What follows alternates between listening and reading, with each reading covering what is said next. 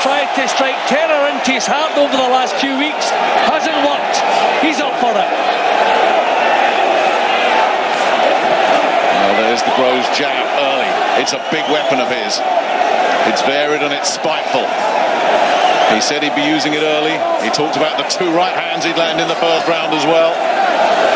Froch laughed at him when he revealed that game plan. Something I'd like to remember, Nick, this fight was agreed to by Adam Booth. I know he's no longer involved, but Booth is a man who's known for having his fighters' welfare at heart, doesn't take chances with the fighters. The fact that he, who knows George Groves, fancied this job, maybe we should pay some attention to that. Look how confidently he started here, backing him up. I talked to Adam Booth not 2 hours ago, Jim. He said, I wouldn't have put him in here if I didn't think he could win it. Fitzpatrick, the new trainer, has implemented that game plan. He's not well known outside of the boxing business, Paddy Fitzpatrick, but he's a smart cookie, knows what he's doing. Countering well with the jab there, Groves. When he leads off, he's not finding the target, but he's landing with the counter. Good stuff. And making Froch miss a couple of times in this opening session as well, getting in a little sneaky little uppercut there, as Howard Foster was telling him to break. Groves. He does not look like a man who's overawed by this occasion, Groves. He looks like a man that's thriving in it. Whether he'll feel like that if Froch lands a couple of right hands remains to be seen, but this jab looks a weapon. He's got those long levers. That jab just keeps going and going. I think he's beaten Froch at his own game in the early stages here. Froch loves to counter with that left jab, but a little fail. Oh, beautiful right hand. There's the right hand he was talking about. So far, he's executing his own plan, but then Froch lands a right hand. Just got a little bit sloppy there, a little bit too adventurous, Groves, but what a good start from him.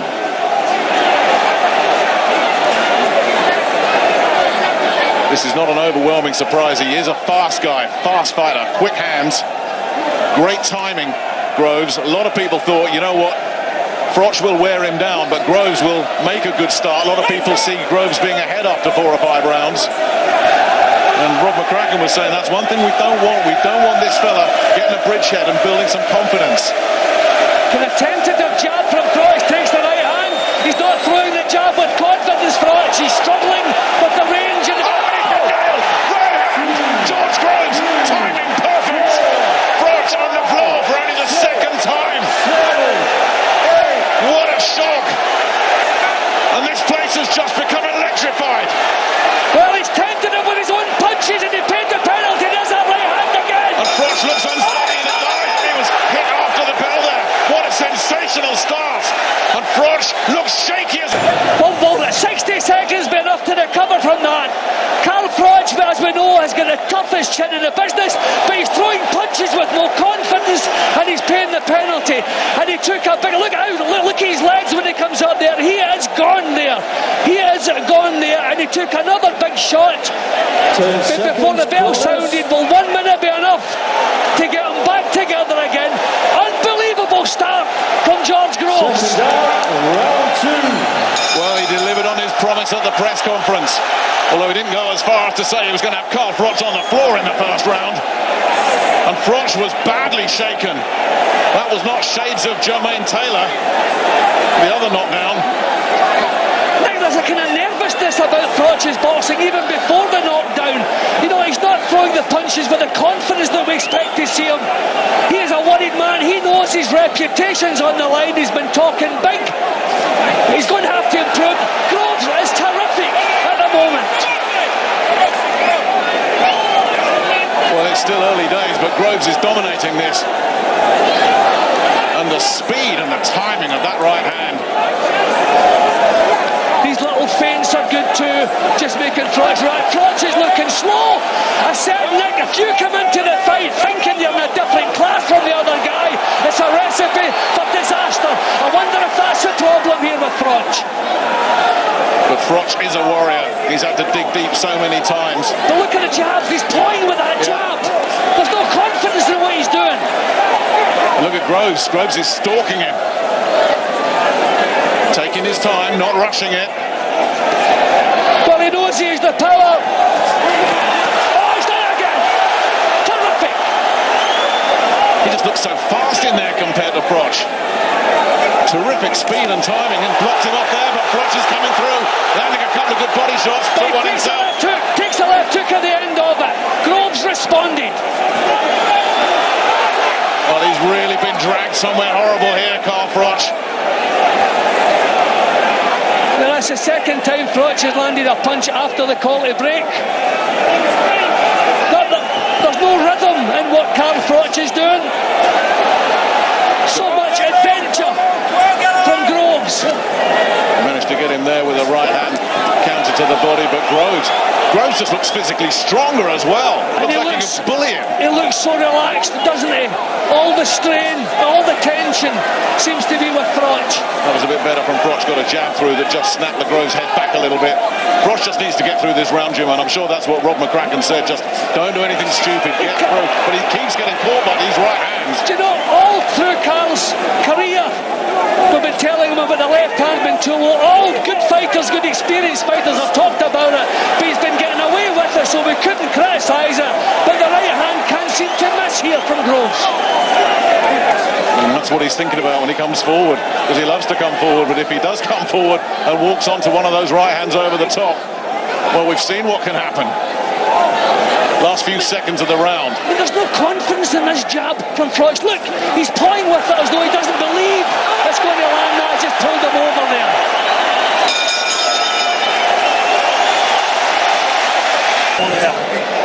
No, do you know what, Nick? No matter what happens from this point onwards, George Groves has made his reputation tonight with what he's done in the first two rounds. Fantastic. He's bullying Carl Froch. It's hard to believe, but that's what he's doing. There's no confidence in the jab of Carl Froch, which he depends so much upon. He still has those power shots, those heavy-handed punches that he throws. But Groves has walked through them and answered whatever he's had to take. And Groves was off his stool early. He wanted to get back to this. An unbelievable start. And again, Froch almost flinching as that jab came in. I mean, Carl Froch is the toughest guy in the business, but he doesn't like taking punches. And another right hand. So he is not used to this. He's looking for an answer, and he hasn't found it yet. Just pouring at his left eye there as well, Froch. And there's that left hand, so low. There's a little feint again from Groves. He's come in here with a terrific plan. Right hand again lands. Froch got another right hand to the body though. But he hasn't made any kind of a dent on George Groves yet. It'll be interesting to see those bookies' odds now. I bet they've swung back the other way drastically. And look at the speed again. Froch just launched himself in and Groves was gone, long gone. That was class from George Groves. That was downright cheek. Oh, look at that double jab. And there's some more of the same. My goodness me, he's making a mug of Carl Froch in there at the moment. Carl has never been the best as far as balance is concerned, and I think he's letting him down a little bit. Now and again he's just looking a little bit clumsy, but these are paws with the jab, as though he doesn't believe they're going to land, and they're so easy to counter because there's no stab in them. Caught again, caught another right hand. Again, he worked the body with the right hand, Froch, but he was wide open, and a punch on the break as well from Groves. Well, they're both guilty of that. Good body shot. Nice right hook from Groves. He is hitting Froch so clean so often. Froch continuing to try and work the body, then finished off with a right hand upstairs, and then he starts to unload. And Groves felt that one. And now Froch is on the front foot. Another big body shot, big right hook. Well, this is Froch's kind of fight now, when he can use his physical strength, but he's taking a big left hook back. But for all that physical strength, it was Groves who pushed him back across the ring. The left eye of Groves is marked and swelling underneath. And a swollen eye is worse than a cut eye because it can close completely. But Groves still having the last word, and that's so important in this kind of fight.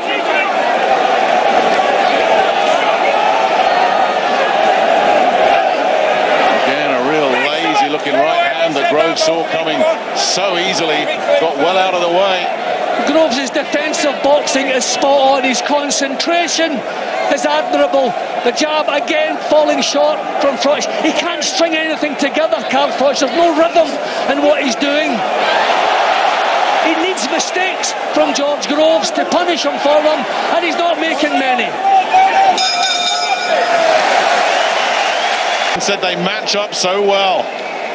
There was a good response from Froch for a few seconds in that round, but I still feel Groves looked the boss, looked to producing the better work, and the main thing is he answered whatever Karl Froch threw at him. He was shaking himself. Froch shook him up and he went in to try and capitalise on it. But Groves, again, considering his lack of experience at this level, his defensive boxing is terrific. He coped with it well, saw the crisis out, and got back on to stay in complete control to see his own job again. He is not that controlling. But it was a happier corner from Karl Froch. I wouldn't say it was all smiles, but he looked a little bit more cheerful, like it was starting to come together. And anybody who writes off Karl Froch knows nothing about the man. But it is a worry, if you're a Froch supporter, how easily Groves is able to tag him. But look at the jab. He's throwing the jab and pulling his chin out of harm's way at the same time. It's as though he's expecting to be countered.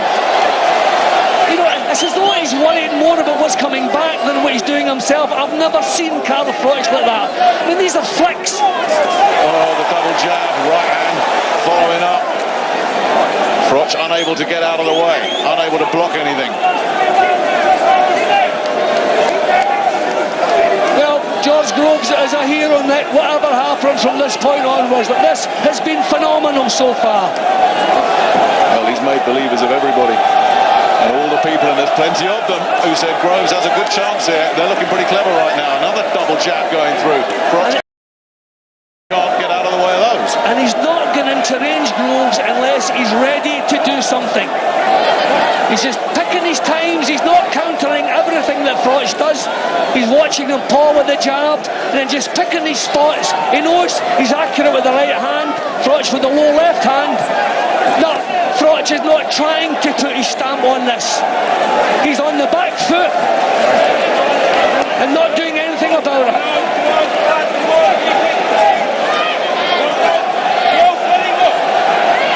Wants to break them up here. They're both kind of holding and wrestling. Yep. Wants to break them up. Howard Foster gave him every chance. Froch looking over to the corner there, as though for some assurance or some advice. We never see that. You talk about the two trainers. Groves makes a big point about saying, look, I'm in there on my own and that's how I am. Whereas Karl says, I need Rob McCracken around. I'm not here. I'm not at the level I'm at if it's not for Rob McCracken. And now he needs that guidance and support and encouragement right now. He's just second best in all phases. Little flurries, little flashes of defiance from Froch. Good body shot. Ever count him out. Good body shot. Ward hurt Froch to the body a few times. Right hand again working.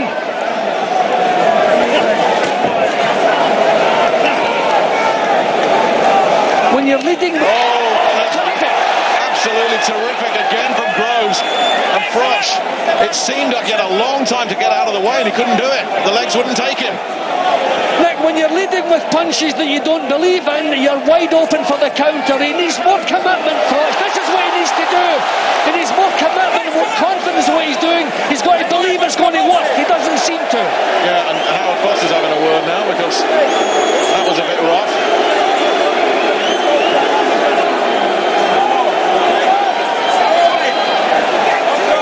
That just calms everybody down. But again, Jim, just for that moment there, but Groves. Seconds up, round 5. Round 5 of this 12-rounder. Karl Froch defending his WBA and IBF super middleweight titles in his 11th world title fight. George Groves from West London in his first, and looking like he belongs at world level, and looking like he could be here for a long, long time. I think Froch is trying to get the centre of the ring, but there again, there's that jab that there's no confidence in it. But he's taken a solid one. He's been out. His best weapon has been taken away from him. Well, that was a bit better from Froch. But he still took a left hook in the process. Groves has answered everything that's come his way.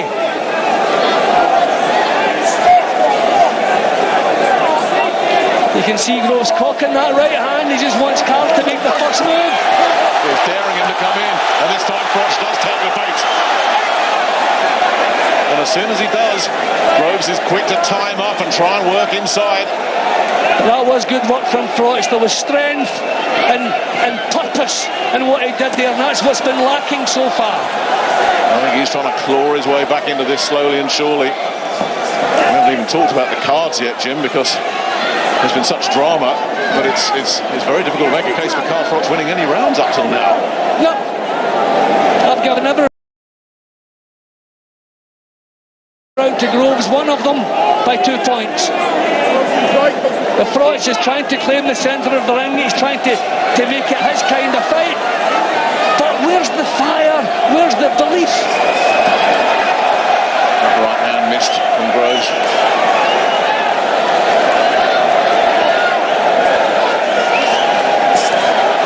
Good right hand again. Working a treat.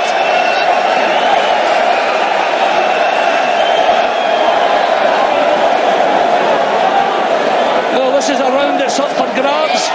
Probably whoever can win the last minute of this, because it's been nip and tuck. They've both had their moments. So whoever can put a stamp on the last minute here. Every time, Jim, that Froch threatens like he's going to get on top and deliver one of those whirlwinds of his, Groves finds an answer. He negates it. He takes it away. Carl just can't get any rhythm. This is not a typical Carl Froch fight at all. He can't bully his opponent. He can't be physical with him. Everything he's tried so far, Groves has answered. And his jab has pretty much been taken away from him. Better round here from Froch, but there's that left hook. You have to be impressed the way Groves answers everything that Froch comes up with. Exactly. But this has been a better round for Froch. Not a lot to split them, but at the moment I'm leaning towards Froch for the first time. Digging in deep and breathing very heavily through that nose. A little bit of damage there. Right on the bell. And he's earlier, Jim. When was it that we last saw Carl Froch looking really, really good against a fresh, young, mid-20s hotshot? You've got to go back a long way. He's actually never done that, because the last one he faced was Darrell, and that was a struggle. Not a good performance. Some people feel he lost. I don't. But it wasn't a good performance against a certain type of opponent. Froch is terrific, but I just think that one of the biggest problems is he's come in here with completely the wrong attitude, and he's been having to deal with something he didn't even dream could happen. This is a nightmare. If what you're saying is true, then that campaign, that sustained campaign, that verbal assault, all the belittling of Carl Froch that George Groves was doing, not giving him any respect, it's worked. It's got into Froch's head. It's played with his mind. And when you're at this level, little things like that can make a big, big difference. The mind games have been working for George Groves, clearly, because Froch just doesn't look right. And certainly, once he was put on the floor, everything was up in the air. Froch is the one grabbing hold there. It's normally the opponent. The only way they can cope with the strength in Froch. There, the right hand, terrific right hand again. And he felt it, Jim, he felt it. Terrific powers of recovery always. The punches that catch you high, the punches in the jaw you recover quickly from. The ones that catch you high can have a stunning effect, and it takes a little bit of time for the head to clear. That was a terrific shot. There's more, another one, and three more. This is big stuff from George Groves. Huge right hands. He has outfought Carl Froch in that burst. He completely outfought him. And he picked every one of those shots so cleanly and accurately. And he's just growing in confidence, if that's possible. And Froch walks on to more and more. He can't miss with the right hand. There it goes again. He can't miss. He shouldn't throw anything else. You just wonder how much even a real tough guy like Carl Froch can take of this. Another big right hook getting through there.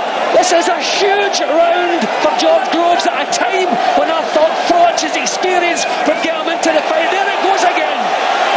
This is bizarre for Carl Froch, and the worst could be yet to come. Missed that time. Froch on him straight away, but couldn't sustain the assault. And George Groves dropped his gloves and said, come on. What a terror. Froch is giving it everything now. But can he land anything clean? Huge pressure, but anything getting through? A right hand I think might have done, but he's still ducking and swaying and then boring in with the head. Groves. You are seeing the foolishness of youth there. We're just seeing the foolishness of youth. That was crazy stuff there from George Groves. He's been so disciplined. I don't believe he did that. He's winning the round with tremendous right hands in this. All he has to do is see the round out and put another one in the bank. Take a rest, get your breath back. Lovely job. He's coming forward more and more, but things are getting desperate for him. Head. Round 7. A lot of people said we wouldn't hear the bell for round 7. Carl Froch would have dealt with this fella by now. Not happened. Carl Froch desperately needs to hurt George Groves, and quickly. It's that nice little feint again from Groves. There you have it. I have him 5 points up. A terrific jab on up there. Groves to start conserving a bit of it. That was a mistake from Groves. Is he starting to feel it? Inexperienced again. Maybe he heard the call for break, Nick. Maybe we didn't hear it.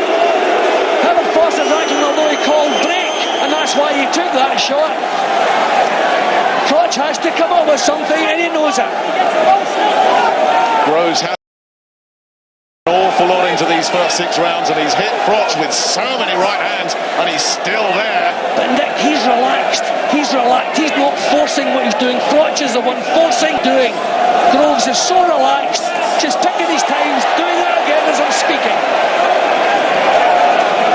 We thought it'd be a good one. Way better than I thought it was going to be, I must admit. All credit to George Groves for that.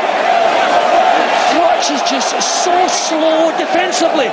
No reflexes whatsoever. It's as though he doesn't see the punches coming. Can't believe this. Well, let's drag out that. And no confidence that they're going to land. I can only assume he's trying to set up the right hand, walks onto a jab himself. But these jabs, you can only assume it's the right hand he's trying to find a route for. But not far. Beautiful stuff. Froch was shaken to his boots again by that right hand. Getting the body shots in reply there, Froch. It's almost like now he's said, stop these right hands, I'm just going to have to take them and accept them and try and get some damage done myself. Groves so relaxed. This is the jab reaching with it, and there's counter. But he's pushed him back right on the... He's stepped up, whatever happens now, he has stepped up to elite level. The right hand, he's just taken up, but that one was in the chin. That was a beauty from Froch, that was bang on the chin. And again he went in with his head there, here. Groves. That he seems okay, but that was bang on the chin. It's going to take something like that from Froch now. He's so far behind, you would think. There he is again, and he's shaking him up again, and Groves is in a bit of trouble now. And Froch's trying to bully him and rough him up. And Howard Foster's got his hands full here.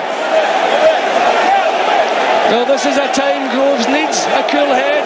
Calvin in with the forearm there. That was a little bit cynical. The forearm and the elbow.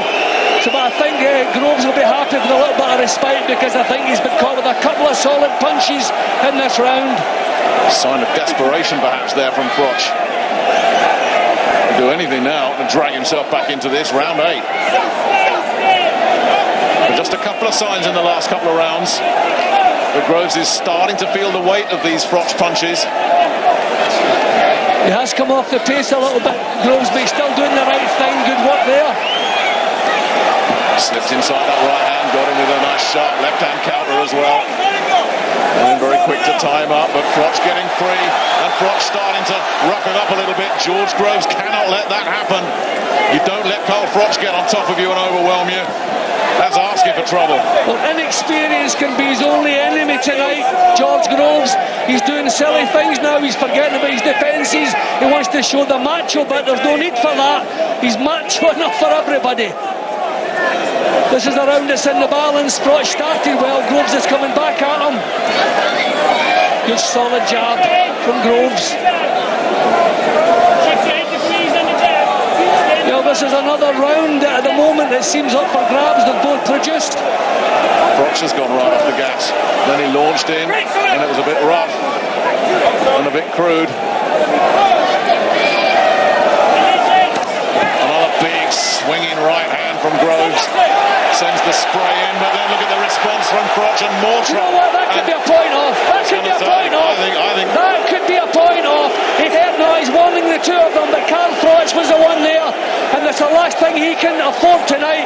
But that was cynical. He heard the call to break, and he carried on with 3 punches. That should have been a point off. Well, he'll resort to anything now, Froch. It's desperation time. 20 seconds left in round 8. Groves tags him again with one of those right hands over the top. Froch charges after him. Groves gets away again. Doesn't want to stand and trade with Froch in this mood because he's desperate. Yeah, but there are times when Groves has actually out-fought Karl Froch. I'm swaying towards, I think, the best punches Froch landed tonight in that round were illegal punches. So maybe this round, which was close, is turning back Groves' way. Tough one to score, this one. Well, I hope there is, and there should be, when it's all done and dusted, because this has been an epic fight so far. And they're booing Howard Foster, but Howard Foster is doing absolutely the right thing just to try and calm this down, because it's been threatening to overheat once or twice. I don't think, even if he loses a point, Froch, I don't think it makes much difference now. I can't see him getting a points win here, but don't forget, you know as well as I do, Jim, you know better than I do, Froch is dangerous till the last few seconds. Just ask Jermaine Taylor. Yeah, well, normally, he saves stuff in the tank. When he was going through the Super 6, he saved stuff in the tank. He hasn't been allowed to do that. Groves has been on him right from the start and made him fight in every round. The pace is slowing down now. So, beautiful shots again from Groves. Froch knows they're coming, but he can't get out of the way, and there was a little left hook got thrown in there just for good measure as well. Well, Froch certainly has proved his toughness. He says he can't be knocked out. I'm beginning to believe him because he's been hit with several knockout punches. And they're still coming from Groves, and still Froch is standing tall, and then lands a right hand of his own, and Groves has wobbled. Groves is in big trouble now, and Froch senses it, and Froch is going for the finish because Groves' legs have gone. And Groves hanging on here, just holding and spoiling, trying to buy some time, but Froch smells blood here. I think Froch needs to finish it here. He really does. Groves is in trouble. He's taken another one and another, and Howard Foster has stopped it. Wow, that is going to be controversial. Groves is disgusted. Groves is furious, and there's going to be some controversy here. Froch had him in trouble, no question about that. But he was so far ahead, George Groves. Was he in so much trouble that it required a stoppage? That's the question that's going to be asked over and over again. Well, considering the punches that both men took leading up to that, considering what was on the line, I feel that the referee could have let it go on a little bit longer to see if Groves could have taken a count, could have grabbed hold of Froch. Froch looked at times to feel for a referee because he's got a split second to make a decision, but this did seem early. Yeah, but in a fight of this magnitude, it was hurt, it was in a crisis. He hadn't been on the floor. He wasn't standing with his back to the ropes, having his head rolled back with punches. He was taking punches and he was struggling to cope with, but he was doing what a boxer should do. He was trying to keep a moving target. He was all over the place. Look, this is not sustained punishment. Big shot there, which shook him to his boots. Froch has been on the floor, and there's the big shot to the temple. I mean, this is not a sustained beating when you look at what the both men have been dishing out. Groves was doing the wrong things there, no question. But no, for me, that was too early. Groves was trying to cope with the pressure he was under. Granted, he was doing the wrong things. He was fighting back, but he should have been fighting back. I felt all he could do was throw this away, and through inexperience, unfortunately, and a little bit of refereeing, that's what's happened. I'll be honest, Dick, I'm not sure he would have gone through that crisis. I'm not sure he would have got through it because he was badly shaken, but He deserved time to let us find out. Yeah, absolutely. He was unravelling, there's no question about that. And Froch is a brutal finisher as well. But I wonder if Howard Foster will look back at that and say, I wish I'd just delayed it. But